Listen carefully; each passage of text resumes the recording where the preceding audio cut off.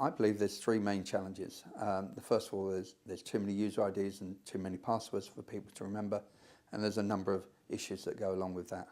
Secondly, there's privileged accounts. People need to find a method of managing their privileged accounts that is both secure, that people can audit, and is reliable.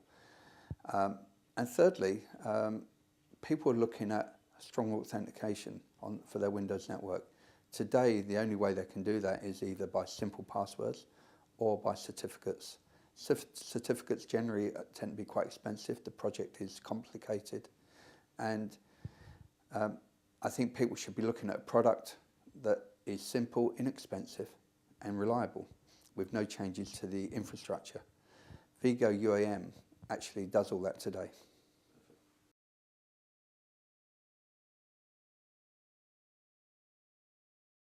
Bad behaviour is very much a problem in terms of passwords and people writing down passwords and stealing passwords and user IDs.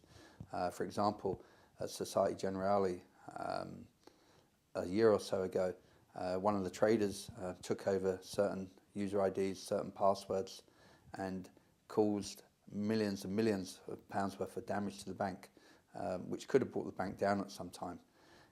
In San Francisco, there was a chap who took over user IDs and passwords, and he wouldn't let other people into those applications because he changed the passwords. That caused a huge problem to the San Francisco wide area network. It caused millions of dollars of damage. He was sent to prison. He still wouldn't divulge that user ID and password that he changed. They are two real life problems, but generally writing down user IDs and passwords is bad. But if, as an end user, if you've got 3 or 4 user IDs and passwords to remember, it's very difficult to adhere to the company policy of having really hard passwords. So therefore, an ESSO product, solves that issue. The benefits of ESSO are both tangible and non-tangible. Tangible benefits are real return on investment with less calls to the help desk.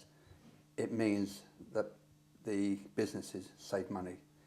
Improved security, passwords become much harder. People can't crack them. And lastly, which is probably as important as the others, is the end user satisfaction. The fact that you can go from having to remember 5 to 10 to 15 passwords to actually only remembering one password. And of course, with strong authentication, that becomes you don't have to remember any passwords, you just have to remember your smart card or your biometric.